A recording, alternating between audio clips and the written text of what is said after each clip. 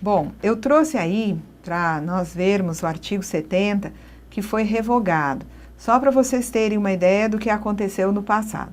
Se tentou impedir a conversão de tempo de atividade sob condições especiais em tempo de atividade comum, tá? Mas isso daí caiu por terra, esse dispositivo está revogado. A ideia, nesse momento inicial, era de deixar converter o tempo de atividade sob condições especiais em comum, desde que fosse um tempo até 5 de março de 97. A partir de então, não seria possível converter tempo de atividade especial em comum. Só que isso daí não está valendo, portanto está revogado. O que vale hoje é a nova redação do artigo 70, dizendo que é possível sim a conversão de tempo de atividade sob condições especiais em tempo de atividade comum, de acordo com a seguinte tabela. Se a pessoa tem 15 anos, tá, tem exercício de atividade, num contexto onde a aposentadoria é especial, se daria em 15 anos, e trata-se de uma mulher que depois muda de atividade e vai exercer atividade onde a aposentadoria se dá, né, em 30 anos de tempo de contribuição. Então, você vai multiplicar o tempo que ela traz da atividade especial por 2 para contar dobrado para uma aposentadoria com 30 anos de tempo de contribuição. Se a pessoa tem tempo de exercício de atividade especial num contexto onde a aposentadoria se daria em 20 anos, e é uma mulher que vai se aposentar agora porque mudou de atividade com 30 anos, o tempo que ela traz de atividade num contexto especial de 20 anos, eu vou multiplicar por 1,5. Para vocês não terem que decorar a tabela, eu fiz aqui uma regrinha de 3. Uma pessoa que trabalhou 10 anos e iria se aposentar com 20 anos de tempo de contribuição, tá? Porque era uma atividade sujeita a condições especiais, e essa pessoa agora mudou de emprego e passa a trabalhar num contexto, é um segurado, onde a aposentadoria vai se dar aos 35 anos, eu vou ter que converter 10 para vir para cá maior. Então, 10 representa 1/2 de 20. Então, eu quero, tá, que esses 10 venham para cá. Se 10 para 20 é a metade, eu quero que x também represente, tá, a metade de 35. Eu quero que a relação desses 10 anos com os 35 anos aqui também seja mantida, né, de modo que x represente a metade dos 35 anos. Então, significa dizer que, fazendo os cálculos, x será igual a 17 anos e meio. Então, 10 anos num contexto de 20 virá para cá como sendo 17 anos e meio. Por quê? Porque 17 representa a metade de 35 anos. Vamos lá. A caracterização e a comprovação do tempo de atividade sob condições especiais obedecerá ao disposto na legislação em vigor na época da prestação de serviço. Por que isso, minha gente? Pelo seguinte, tá? Por que que se faz isso? Porque acontece muitas vezes de a legislação mudar no sentido de deixar de considerar determinados agentes como agentes nocivos, tá? Ou até poderia passar a considerar determinados agentes como nocivos. Tendo em vista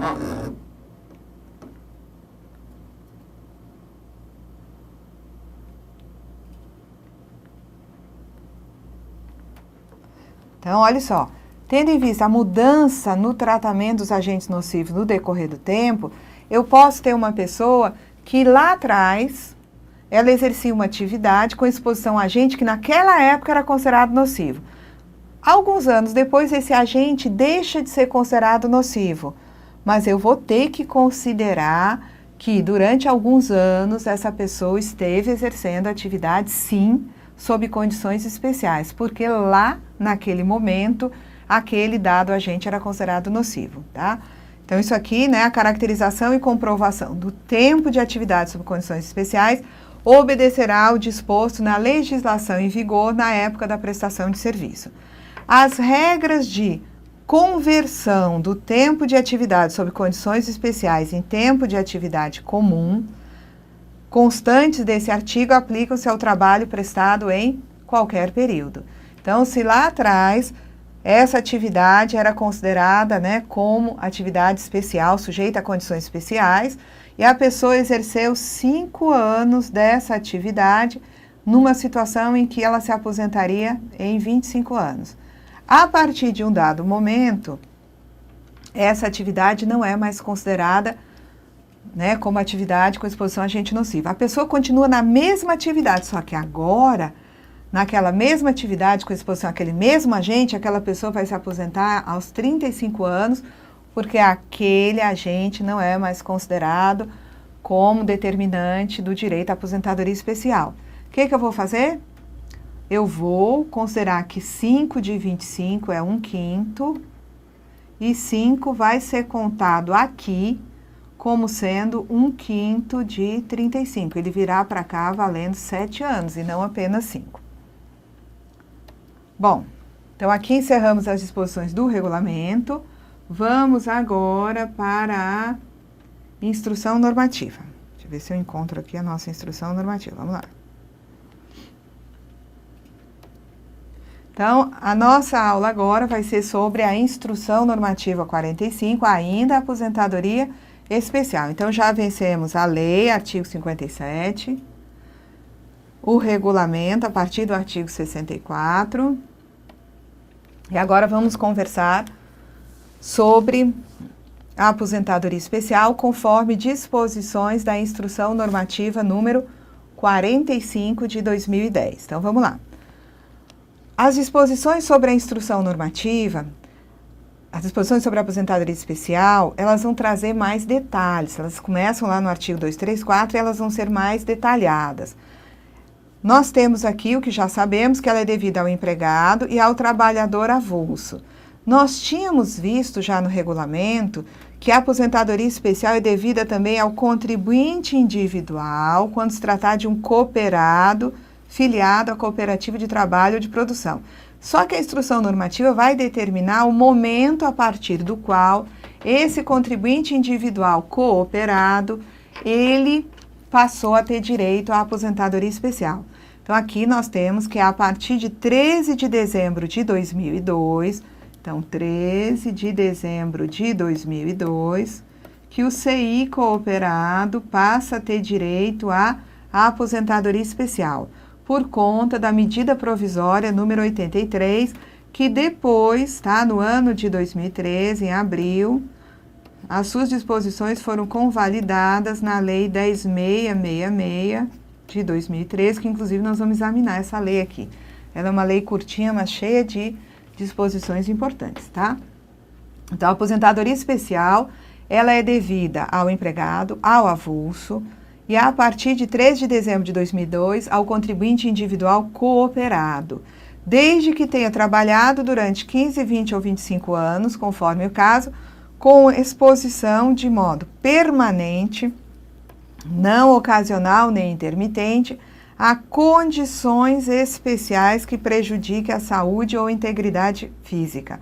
Então, é a partir dessa disposição que eu posso dizer que o direito à aposentadoria especial passa pela investigação cumulativa, tem que levar em conta a questão da nocividade mais a permanência da exposição.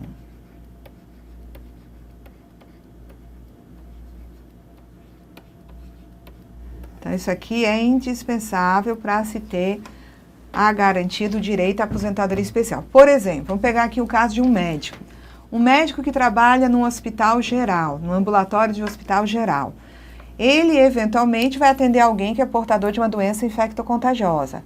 Mas ele, né, tem adiante, no momento seguinte, seu consultório, alguém que tem uma enxaqueca, alguém que tem uma crise de cálculo renal, alguém que está com uma crise de apendicite, alguém que está com dor na coluna, não sei. Então, no hospital geral, aquele médico, eventualmente, vai estar exposto a agentes infectocontagiosos, tá? Mas é alguma coisa que eu não posso entender que cumpra o que está aqui exigido, ó, modo permanente, não ocasional nem intermitente. Agora, se eu tiver um médico num hospital de referência de doenças infectocontagiosas, é caso de hepatite, vai para lá. É caso de cólera, meningite, tá? Vai tudo para lá. Então, ele passa o dia inteiro, já que é um hospital de referência de doença infectocontagiosa, atendendo pessoas que são portadoras de doenças infectocontagiosas. Então, o que acontece? Esse caso configura uma exposição permanente, não ocasional nem intermitente, a um agente nocivo biológico, tá? Bom, a concessão da aposentadoria especial, a gente já sabe, depende de o segurado comprovar perante o INSS, então precisa comprovar o tempo de trabalho permanente, não ocasional nem intermitente, exercido em condições especiais que prejudiquem a saúde ou a integridade física durante o período mínimo de 15, 20 ou 25 anos. Então, vai longe o tempo em que essa aposentadoria especial era algo de natureza corporativa. Eu sou mineiro, portanto, eu me aposento especial. Isso não é assim. Eu trabalho na mineração, em frente de produção, eis aqui o meu PPP, Perfil Profissiográfico Previdenciário, que demonstra que durante os 15 anos que eu trabalhei na frente de produção com exposição à associação de agentes nocivos. Então, é o PPP que vai levar as informações, que vai comprovar junto ao INSS a efetiva exposição a agente nocivo durante aqueles 15 anos. Muito bem. O segurado, ele deve comprovar a efetiva exposição a agente nocivo químico, físico, biológico, ou associação de agentes prejudiciais à saúde ou integridade física pelo período equivalente ao exigido para a concessão do benefício. Então, portanto, 15, 20 ou 25 anos, tá certo? E o agente nocivo químico, físico, biológico tem que ser um daqueles que está lá no anexo 4 do regulamento da Previdência. Então, como nós já vimos, os agentes são químicos, físicos, biológicos, ou pode haver uma exposição à associação de agentes químicos, físicos e biológicos. Temos aqui novamente aqueles exemplos que eu tinha colocado lá na aula anterior do regulamento. São exemplos, tem muito mais, e vocês vão olhar para matar a curiosidade o anexo 4 do regulamento, tá? Já os agentes nocivos físicos é uma relação mais curta de agentes físicos, lembram deles? Ruídos, vibrações, radiações ionizantes, temperaturas anormais, pressões hiperbáricas. Agentes nocivos biológicos são consideradas condições especiais que prejudicam a saúde ou a integridade física, conforme definido no anexo 4 do regulamento, a exposição a agentes nocivos químicos, físicos, biológicos ou associação de agentes em concentração ou intensidade e tempo de exposição que ultrapasse os limites de tolerância, ou que, dependendo do agente, torne a simples exposição em condição especial prejudicial à saúde. Então, a gente tira daqui a seguinte conclusão, tá? Eu devo colocar mais adiante, vai aparecer, que eu tenho uma situação onde eu preciso quantificar e outra de natureza qualitativa, onde a simples presença do agente no ambiente de trabalho é considerada nociva. Então, ruído, eu vou ter que quantificar qual é o patamar de exposição, por quanto tempo o indivíduo fica exposto àquele ruído, para definir se existe exposição acima dos limites de tolerância. Mas existem alguns agentes que a simples presença deles no ambiente de trabalho determina que ali existe nocividade. Os agentes nocivos que não estejam no anexo 4 não vão ser considerados para fins de concessão de aposentadoria especial. Então, para um segurado ter direito à aposentadoria especial, no PPP que ele leva para o INSS, tem que estar ali a referência à existência do agente nocivo, de um agente nocivo que esteja lá no anexo 4. Tá? Se for um agente nocivo outro que não está especificado nessa relação aí do anexo, ele não vai ter direito à aposentadoria especial.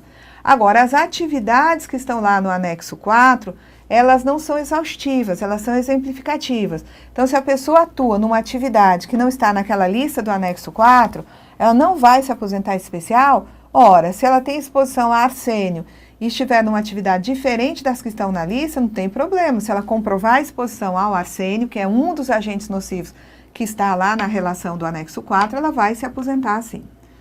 Então, o regulamento tem no anexo 4 a classificação dos agentes nocivos e o direito à aposentadoria especial tem que ter a presença dessas duas coisas, nocividade e permanência da exposição, ok? A nocividade, então, para fins de análise do benefício de aposentadoria especial, nós consideramos a nocividade, uma situação combinada ou não de substâncias, energias e demais fatores de risco reconhecidos, presentes no ambiente de trabalho, capazes de trazer ou ocasionar danos à saúde ou integridade física do trabalhador. E a permanência, o que é a permanência? É um trabalho não ocasional nem intermitente durante 15, 20 ou 25 anos, no qual a exposição do empregado, do avulso ou do cooperado ao agente nocivo, então a exposição, seja indissociável da produção do bem ou da prestação do serviço em decorrência da subordinação jurídica a qual se submete. Para a apuração no disposto no inciso 1, que é a questão da nocividade, há que se considerar que se a avaliação do agente nocivo é apenas qualitativa ou a avaliação ela é quantitativa. Então, quando a avaliação ela é apenas qualitativa, a nocividade ela é presumida e independente de mensuração.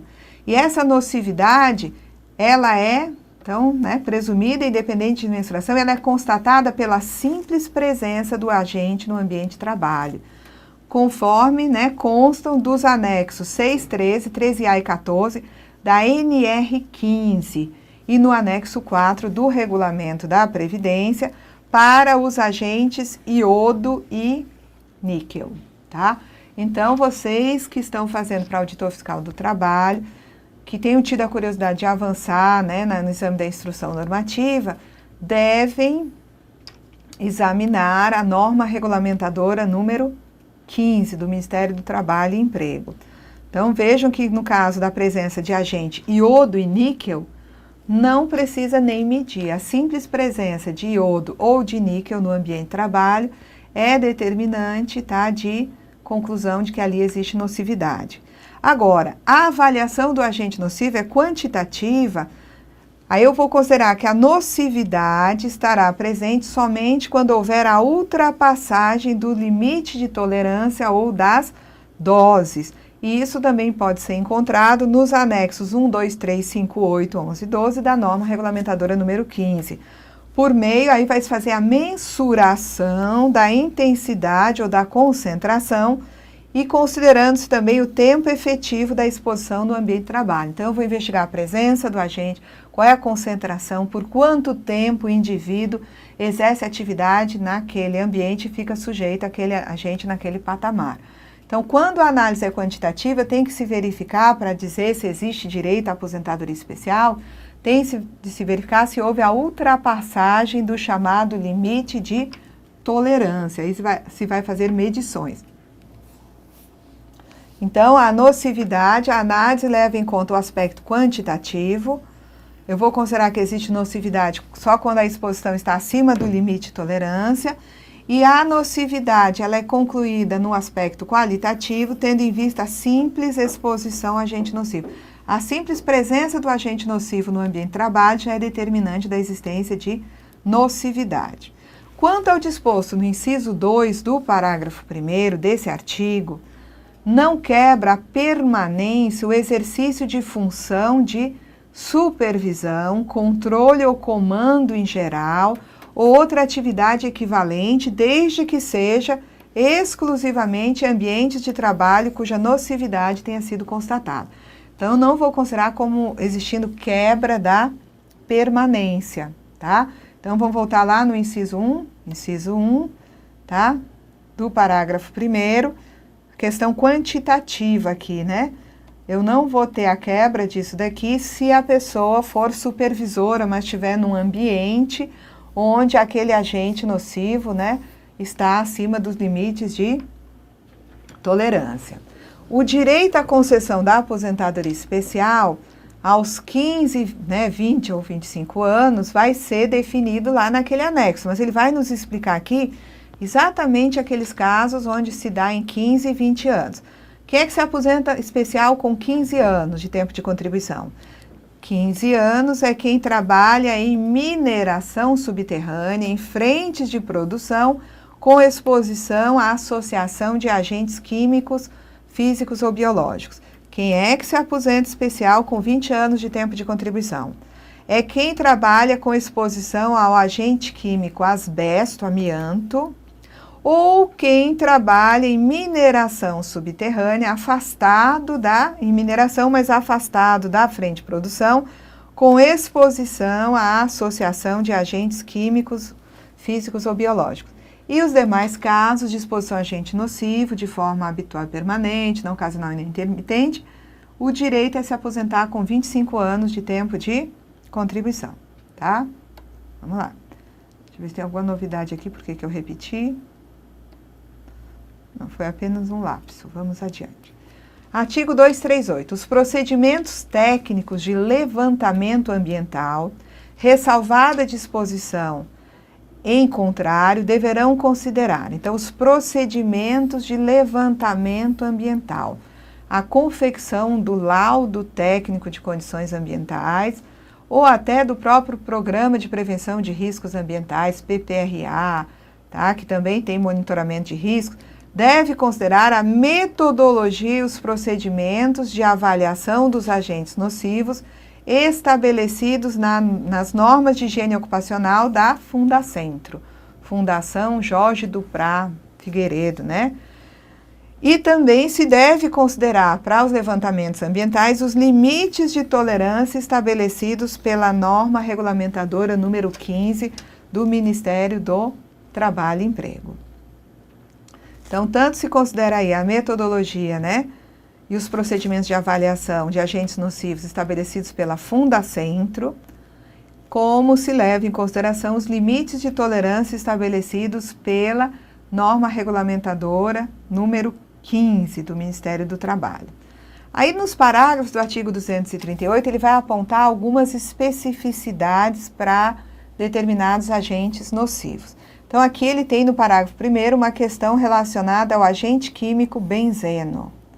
Então, no caso do agente químico benzeno, além de você levar em conta normas da Fundacentro, se for o caso também norma regulamentadora número 15, também deve-se observar a metodologia e os procedimentos de avaliação que estão nas instruções normativas do Ministério do Trabalho e Emprego, número 1 e 2 de 95. Então, existem outras normas a serem consideradas, além da norma regulamentadora 15 e das normas da Fundacentro. As metodologias e procedimentos de avaliação que não estejam contemplados nas normas da Fundacentro deverão estar definidos por órgão nacional ou internacional competente e a empresa deve indicar quais as metodologias e os procedimentos adotados nas demonstrações ambientais. Então, se existe alguma atividade onde está presente um agente nocivo, tá? Que não foi contemplada a sua mensuração, a sua avaliação, nem pela Fundacentro, nem por norma regulamentadora do Ministério do Trabalho, tá? A empresa vai ter que colocar no laudo qual foi o parâmetro que foi utilizado para avaliar aquele agente. Seja esse parâmetro um parâmetro contido, tá? Em normatização de órgão nacional ou internacional. Porque não se pode ter um levantamento ambiental determinando existência ou não de nocividade se você não tem um parâmetro de avaliação, tá? Devem ser consideradas sempre as normas em vigor na data da avaliação ambiental, certo? Então, se as normas mudam no decorrer do tempo, uma nova avaliação ambiental deverá considerar essas mudanças. As metodologias e os procedimentos de avaliação que foram alterados pela instrução normativa, somente, número 45, somente serão exigidos para avaliações realizadas a partir de 1º de janeiro de 2004.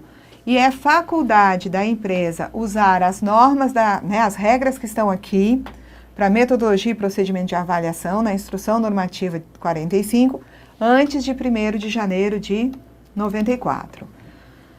Vai se considerar a adoção de equipamento de proteção coletiva, EPC, que elimine ou neutralize a nocividade, desde que asseguradas as condições de funcionamento do equipamento de proteção coletiva ao longo do tempo, conforme especificação técnica do fabricante e respectivo plano de manutenção, estando essas devidamente registradas pela empresa. Então, o que a gente sabe é que a utilização de equipamento de proteção coletiva pode determinar, no levantamento ambiental, uma conclusão de que houve uma redução da exposição a um dado agente nocivo, tá? Então, para eu considerar a adoção desse equipamento de proteção coletiva que elimina ou neutraliza a nocividade, eu tenho que ter certeza de que esse equipamento de proteção coletiva, ele vai estar funcionando, tá? Vai estar em perfeitas condições ao longo do tempo.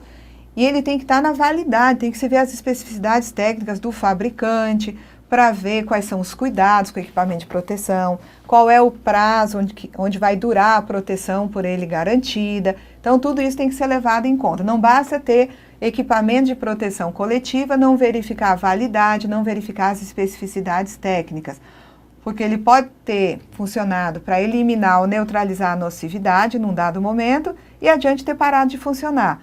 Inclusive porque quando se conclui que ele elimina ou neutraliza a nocividade, aquele trabalhador que está protegido por aquele equipamento de proteção, ele não vai ter direito à aposentadoria especial, porque foi eliminada ou neutralizada a exposição a agente nocivo.